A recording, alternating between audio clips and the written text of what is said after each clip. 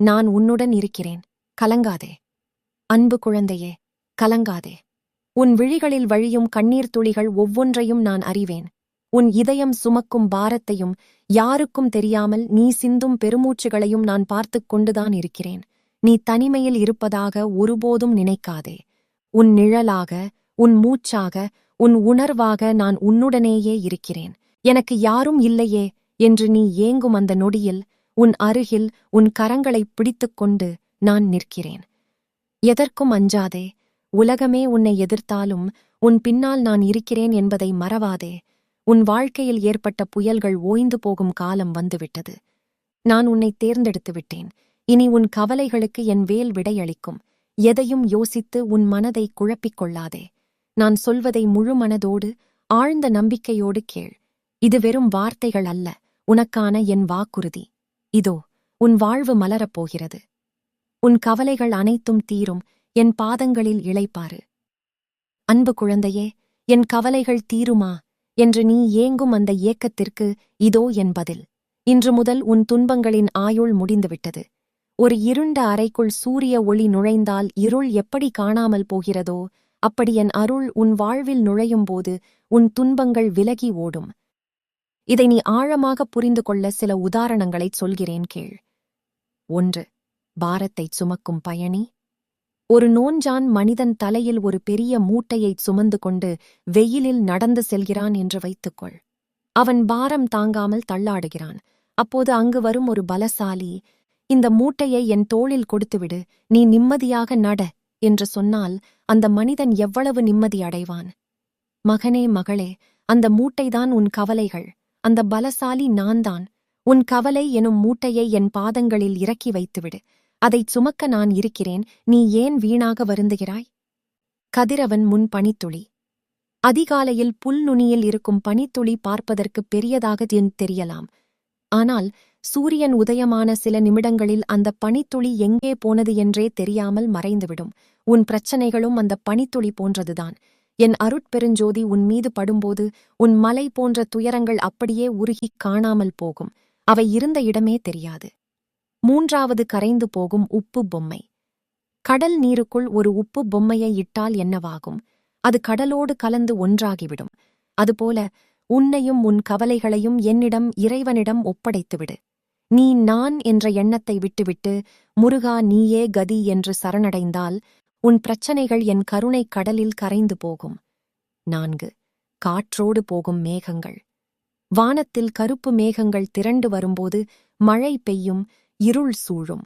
ஆனால் பலமான காற்று வீசினால் அந்த மேகங்கள் கலைந்து ஓடி நீல வானம் பளிச்சென்று தெரியும். உன் கவலைகளும் அந்த மேகங்கள்தான். என் அருள் எனும் பெருங்காற்று வீசத் தொடங்கிவிட்டது. இனி உன் கவலை மேகங்கள் கலைந்து உன் வாழ்வில் மகிழ்ச்சி எனும் சூரியன் பிரகாசிக்கும். ஒரு குழந்தை தன் தந்தையின் கையைத்து கொண்டு நடக்கும்போது கீழே விழுந்து விடுவோமோ என்ற பயம் அதற்கு இருக்காது. அதேபோல இப்போது நீ என் கையை பிடித்துக் கொண்டாய். இனி எதற்கும் கலங்காதே. நடப்பதெல்லாம் நன்மைக்கே என்று உறுதியாக நம்பு. உன் பாரத்தை நான் ஏற்றுக்கொண்டேன். இனி நீ செய்ய வேண்டியதெல்லாம் நம்பிக்கையோடு உன் கடமையைச் செய்வது மட்டுமே. மற்றதை நான் பார்த்துக் கொள்கிறேன். தடைகள் விலகும் நேரம் என் வெற்றிவேல் உனக்கு முன்னே செல்லும். கனே, மகளே, ஏன் நான் தொட்டதெல்லாம் தடையாகிறது? ஒரு அடி எடுத்து வைத்தால் 4 அடி பின்னோக்கி இழுக்கப்படுகிறேனே என்று நீ கலங்குவது என் செவிகளில் விழுகிறது. இருண்ட காட்டில் வழி தெரியாமல் திகைத்து நிற்கும் ஒரு பயணியைப் போல நீ உணர்கிறாய். ஆனால் இதோ பார், உன் கையைப் பிடித்து வழி நடத்த உன் அப்பன் நான் வந்துவிட்டேன். இனி உன் தடைகள் எப்படி தகர்க்கப்படும் என்பதை இந்த உதாரணங்களோடு உணர்ந்து கொள். 1. யானை செல்லும் பாதை. ஒரு அடர்ந்த காட்டில் செடி, கொடிகள், முட்கள் மண்டித் கிடக்கின்றன என்று வைத்துக்கொள். ஒரு சாதாரண மனிதன் அங்கே நடக்க முயன்றால் முட்கள் குத்தும், கொடிகள் காலைச் சுற்றும். ஆனால் ஒரு பெரிய யானை அந்த காட்டிற்குள் புகுந்து நடந்தால் என்னவாகும்? அது தன் பலத்தினால் மரங்களையும் செடிகளையும் சாய்த்து முட்களை நசுக்கி ஒரு விசாலமான பாதையை உருவாக்கிவிடும். உன் வாழ்விலும் அப்படித்தான். தடைகள் என்ற முட்கள் உன்னை அச்சுறுத்தலாம். ஆனால் உன் முன்னே என் வெற்றிவேல் யானையைப் போலச் செல்லும். அந்த வேல் படும் இடத்தில் தடைகள் பொடி பொடியாகும். நீ அச்சமின்றி அந்த பாதையில் கம்பீரமாக நடந்து வரலாம். 2. மூடிய கதவுகளும் திறவுகோலும்.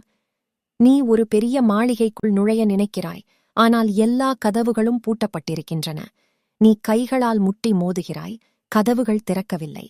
ஆனால் அந்த மாளிகையின் உரிமையாளரான நான் சரியான திறவுகோலோடு, சாவியோடு உனக்கு முன்னால் நிற்கிறேன். நீ இதுவரை தட்டிய கதவுகள் உன் முயற்சிக்குத் திறக்காமல் இருந்திருக்கலாம். ஆனால் இப்போது நான் அக்கதவுகளின் முன் நிற்கிறேன். என் அருளால் அந்த மூடிய கதவுகள் ஒவ்வொன்றாக தாமாகவே திறக்கும். நீ நுழைய வேண்டிய சரியான வாசல் எது என்பதை நானே உனக்குக் காட்டுவேன். 3வது ஓடும் நதியும் பாறையும். ஒரு நதி மலையிலிருந்து கீழே ஓடி வரும்போது அதன் பாதையில் ஒரு பெரிய பாறை குறுக்கே நிற்கிறது. நதி அந்த பாறையை முட்டி மோதி அங்கேயே நின்று விடுகிறதா? இல்லை, அது மெதுவாக அந்த பாறையைச் சுற்றி தன் பாதையை தானே உருவாக்கிக் கொண்டு கடலை நோக்கி ஓடுகிறது.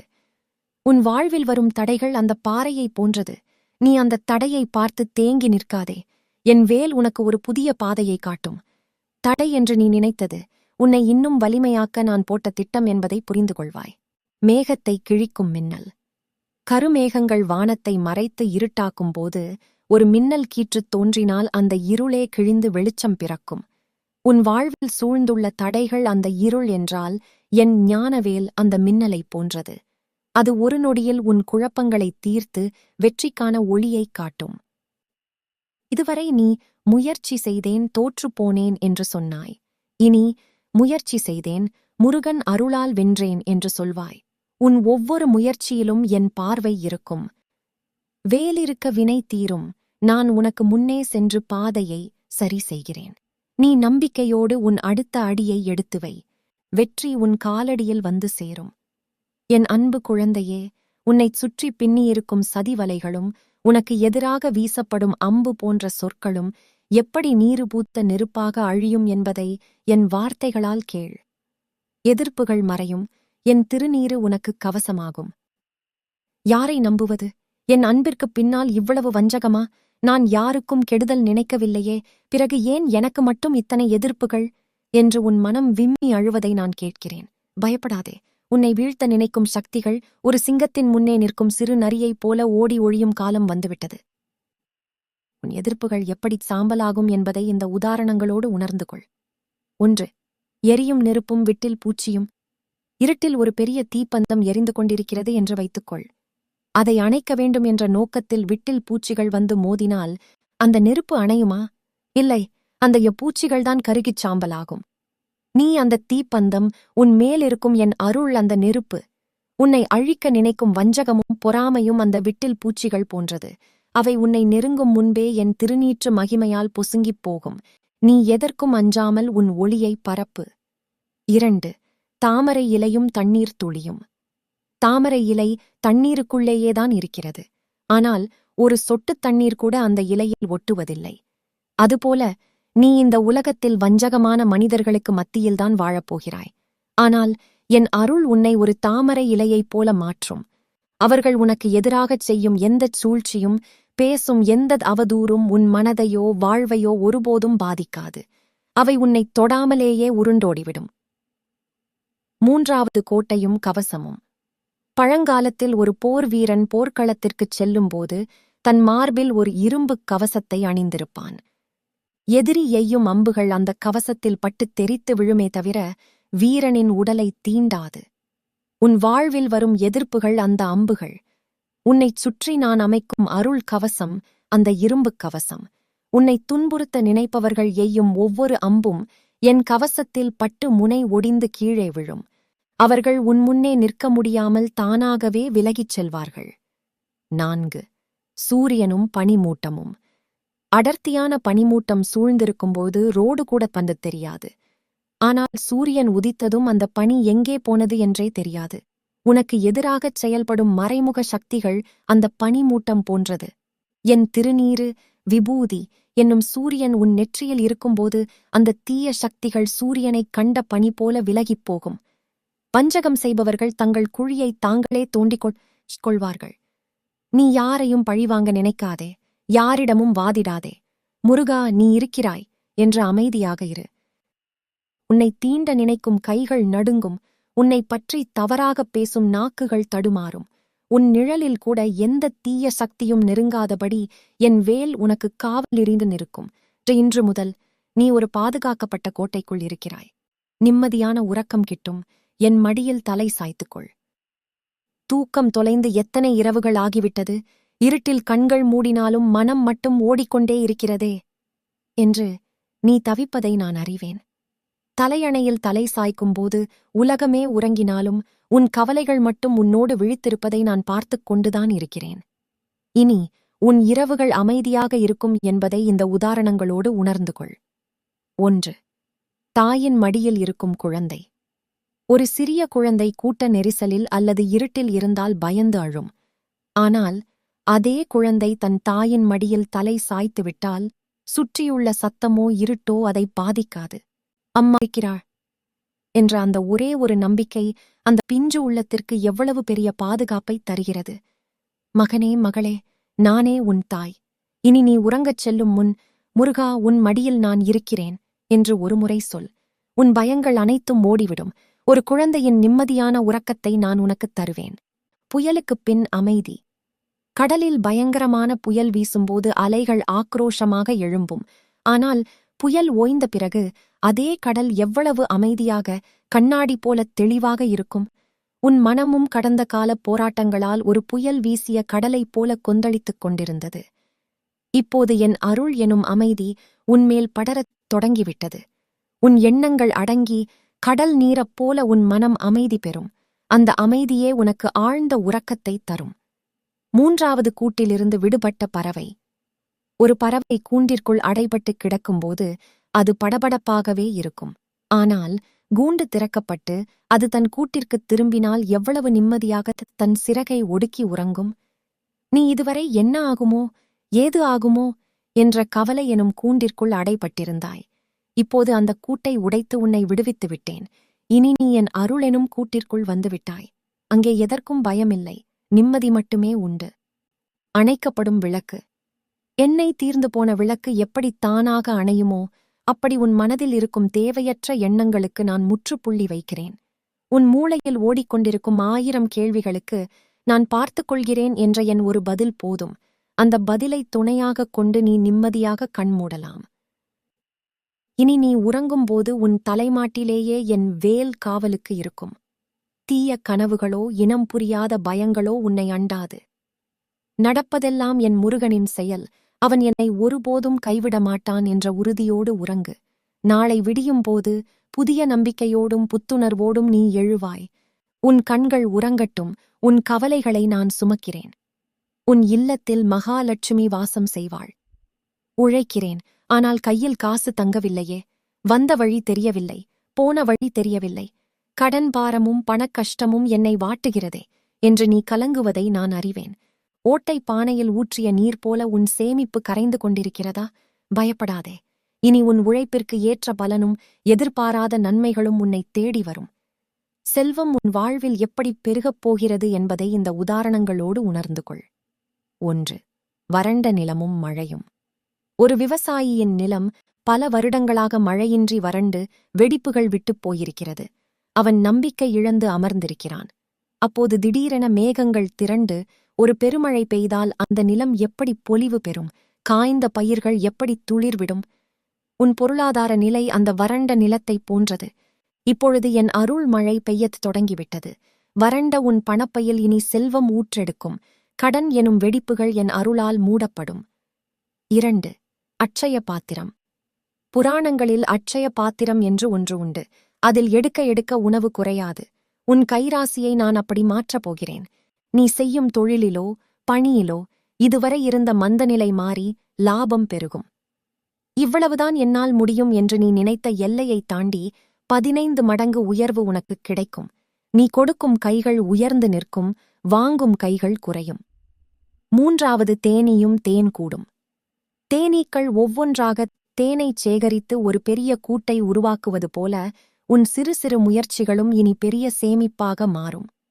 தேவையற்ற செலவுகள் எனும் ஓட்டைகளை நான் அடைத்து விடுவேன். நீ கஷ்டப்பட்டுச் சேர்த்த பணம் வீண் மருத்துவச் செலவிற்கோ அல்லது ஏமாற்றத்திற்கோ போகாது. அது உன் குடும்பத்தின் மகிழ்ச்சிக்காக மட்டுமே பயன்படும். 4. எண்ணெய் தீர்ந்து அணையப் போகும் விளக்கில் யாரோ ஒருவர் புது எண்ணெயை ஊற்றித் தூண்டிவிடுவது போல முடங்கிக் கிடந்த உன் வருமான வாய்ப்புகளை நான் தூண்டிவிடுவேன். புதிய வழிகள் பிறக்கும், புதிய மனிதர்கள் மூலம் உனக்கு உதவிகள் கிடைக்கும். உழைப்பவன் ஒருபோதும் தாழ்ந்ததில்லை, அதிலும் என் பக்தன் ஒருபோதும் வறுமையில் வாடமாட்டான். உன் நேர்மைக்கும் உழைப்பிற்கும் நான் சாட்சியாக இருக்கிறேன். இனி உன் வீட்டில் பஞ்சம் என்ற சொல்லுக்கே இடமில்லை. உன் தேவைகளை அறிந்து அவற்றைச் சரியான நேரத்தில் பூர்த்தி செய்வது என் பொறுப்பு. நம்பிக்கையோடு உன் தொழிலைச் செய், லாபத்தை நான் கணக்கிடுகிறேன். என் அன்பு குழந்தையே, உன் உடல் சோர்வும் மனபாரமும் நீங்கி நீ எப்படி ஒரு புதிய தெம்போடு எழப்போகிறாய் என்பதை என் வார்த்தைகளால் கேள். உன் உடலில் என் சக்தி பாயும். உடம்பில் ஏதோ ஒரு பாரம், எப்போதும் ஒரு சோர்வு, மனதிற்குள் ஒரு இனம் புரியாத கலக்கம். என்னால் பழையபடி சுறுசுறுப்பாக இருக்க முடியவில்லையே என்று நீ வருந்துவதை நான் காண்கிறேன். நோயற்ற வாழ்வே குறைவற்ற செல்வம். அந்தச் செல்வத்தை உனக்குத் தர உன் அப்பன் நான் இதோ வந்துவிட்டேன். உன் ஆரோக்கியம் எப்படி மீண்டெழும் என்பதை இந்த உதாரணங்களோடு உணர்ந்து கொள். வாடிய செடியும் தண்ணீரும். வெயிலில் வாடி வதங்கி இலைகள் சுருண்டு போயிருக்கும் ஒரு செடியை பார்த்திருக்கிறாயா? அதற்கு ஒரு செம்பு தண்ணீர் ஊற்றினால் அடுத்த சில நிமிடங்களிலேயே அந்தச் செடி எப்படி நிமிர்ந்து நிற்கும், இலைகள் எப்படி பச்சையாக மாறும். உன் உடல் நிலை அந்த வாடிய செடியைப் போன்றது. என் அருள் நீர் இப்போது உன்மேல் பாய்கிறது. உன் நரம்புகளில் புது இரத்தம் பாயும், உன் சோர்வு நீங்கி புது பலம் பெறுவாய். 2. துருப்பிடித்த கருவியும் எண்ணெயும். ஒரு இயந்திரம் நீண்ட நாட்களாக பயன்படுத்தப்படாமல் இருந்தால் துருப்பிடித்து சத்தம் போடும், சரியாக இயங்காது. ஆனால் அதற்குச் சரியான எண்ணெய் விட்டு பராமரித்தால் அது எப்படிச் சீராக ஓடும். உன் உடல் உறுப்புகள் அந்த இயந்திரம் போன்றது.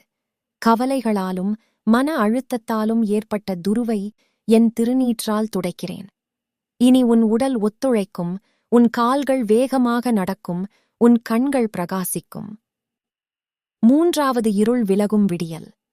காய்ச்சலோ அல்லது உடல் வலியோ இருக்கும்போது இரவு மிக நீண்டதாக தெரியும். ஆனால் சூரியன் உதித்ததும் அந்த வலி குறைந்து மனதிற்கு ஒரு நிம்மதி வருமே, பார்த்திருக்கிறாயா? உன் மனப்பிணிகள் அந்த இருள் போன்றது. முருகன் பார்த்துக் கொள்வான் என்ற அந்த ஒரே ஒரு எண்ணம் உன் மன அழுத்தத்தை வேரறுக்கும். மனம் ஆரோக்கியமாக இருந்தால் உடல் தானாகவே குணமாகும். 4. என் வேல் ஒரு மருந்து. வைத்தியர்கள் கத்தியால் அறுவை சிகிச்சை செய்து நோயை நீக்குவார்கள். நானோ என் ஞான வேலால் உனக்குள் இருக்கும் நோய் கிருமிகளையும் எதிர்மறை எண்ணங்களையும் அறுத்து எரிகிறேன். என் வேல் படும் இடத்தில் வலி மறைந்து சுகம் பிறக்கும். இனி நீ முடியாது என்று சொல்ல மாட்டாய், முடிகிறது என்று சொல்வாய். உன் சோர்வை நான் கொள்கிறேன். என் சுறுசுறுப்பை உனக்குத் தருகிறேன். காலையில் எழும்போது ஒரு புத்துணர்ச்சியோடு எழுவாய். எனக்கு முருகன் துணை இருக்கிறான் என்ற தைரியமே உனக்குச் சிறந்த மருந்தாகும். உன் ஆரோக்கியம் என் பொறுப்பு. மகனே, மகளே, உறவுகளால் ஏற்பட்ட காயங்களுக்கு மருந்து போடவும் கசப்புகள் மாறி அன்பு மலரவும் நான் தரும் இந்த ஆறுதல் மொழியை ஆழமாகக் கேள். முறிந்த கிளைகள் மீண்டும் துளிர்க்கும். யாரை என் உயிர் என்று நினைத்தேனோ அவர்களே என்னை புரிந்து கொள்ளவில்லையே. உண்மையான அன்பிற்கு இந்த உலகத்தில் இடமில்லையா? என் மனப்போராட்டங்களைச் சொல்லக்கூட ஒரு ஆள் இல்லையே என்று நீ ஏங்குவதை நான் அறிவேன். அன்பு காட்ட யாரும் இல்லாதபோது ஏற்படும் அந்த தனிமை நரகத்தைப் போன்றது. ஆனால் கலங்காதே, உன் உறவுகளில் நான் இப்போது ஒரு மாற்றத்தை நிகழ்த்தப் போகிறேன். உன் உறவுகள் எப்படி இனிமையாகப் போகிறது என்பதை இந்த உதாரணங்களோடு உணர்ந்து கொள். 1. உடைந்த கண்ணாடி பாத்திரம். ஒரு அழகான கண்ணாடி பாத்திரம் கீழே விழுந்து சிதறிப்போனால் அதை மீண்டும் ஒட்ட வைக்க முடியாது என்று நினைப்பாய். ஆனால் நான் அன்பு என்னும் நெருப்பால் அந்தச் சிதறிய துண்டுகளை உருக்கி மீண்டும் ஒரு புதிய அழகான பாத்திரமாக மாற்றப் போகிறேன். உன் குடும்பத்திலோ அல்லது நண்பர்களிடமோ ஏற்பட்ட விரிசல்கள், பிரிவுகள் எல்லாம் என் அருளால் மீண்டும் இணையும். இனி சேரவே மாட்டார்கள் என்று நீ நினைத்தவர்கள் தாங்களாகவே முன்வந்து உன்னிடம் பேசுவார்கள். 2. கசப்பான வேப்பம்பூவும் தேனும்.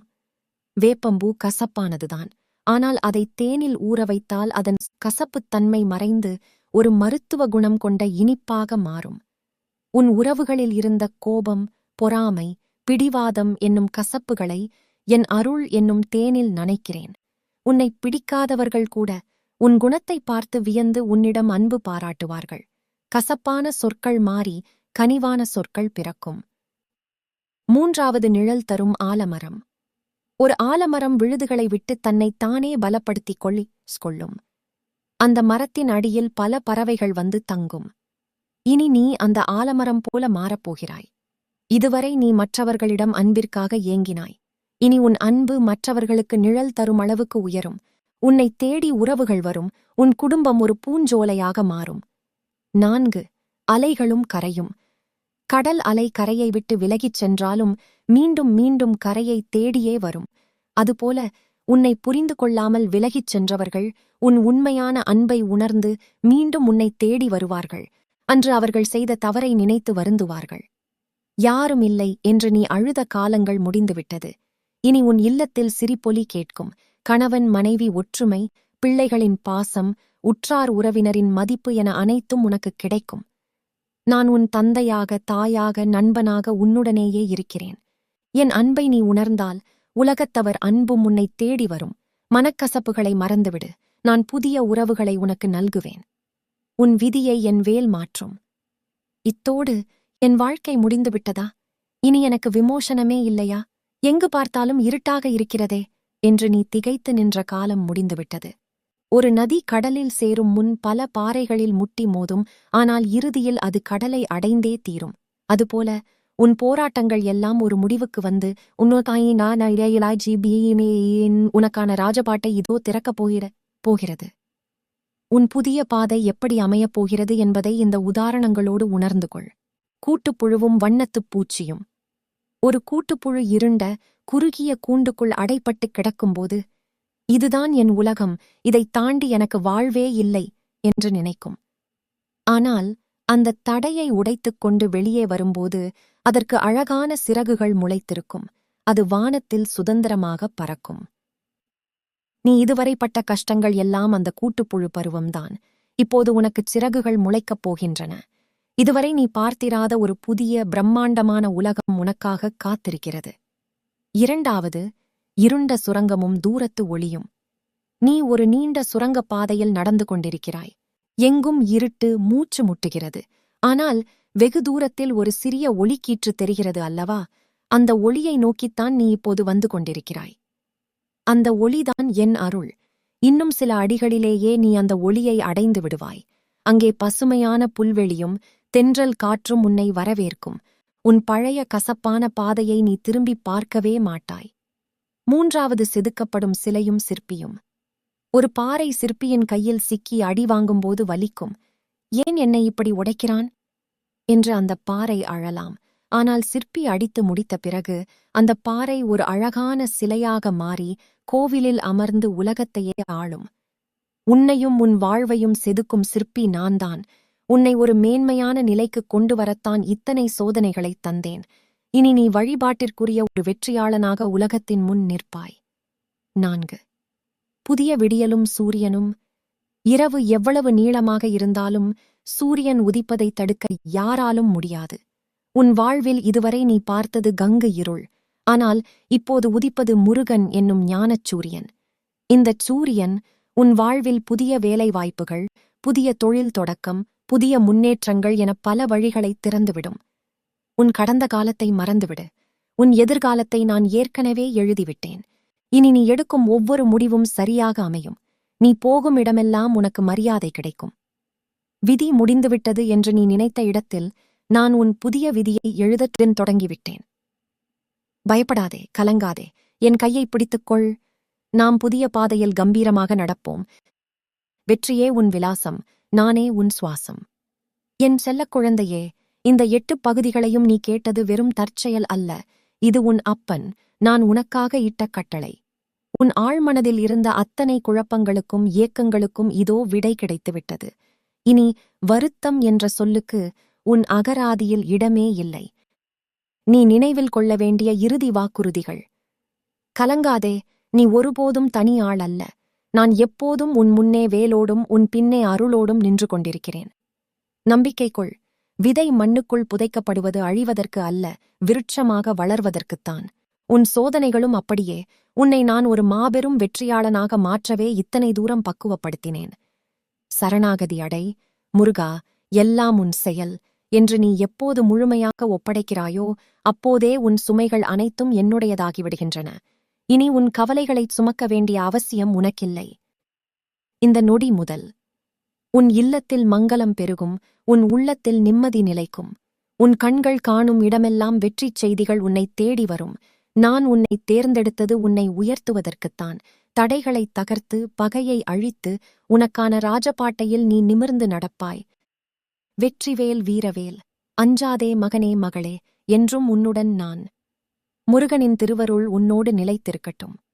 இந்த ஆறுதல் மொழிகள் உன் மனதிற்குத் தெம்பையும் நம்பிக்கையையும் தந்தது போல, கவலையில் இருக்கும் உன் உறவுகளுக்கும் நண்பர்களுக்கும் இது ஒரு மருந்தாக அமையும். நன்மையை பகிரும்போது அது பல மடங்காகப் பெருகும். துன்பத்தில் இருப்பவர்களுக்கு இந்த நம்பிக்கையூட்டும் வார்த்தைகளை அனுப்பி அவர்கள் வாழ்விலும் ஒளியேற்றுங்கள். அருளை முழுமனதோடு ஏற்றுக்கொண்டதற்கும் உன் நன்றியை தெரிவிப்பதற்கும் கீழே ஓம் சரவணபவ் என்று பதிவிடு. நீ சொல்லும் அந்த ஒரு மந்திரம் உன் வாழ்வில் இன்னும் பல அற்புதங்களை நிகழ்த்தும். வெற்றிவேல் வீரவேல்.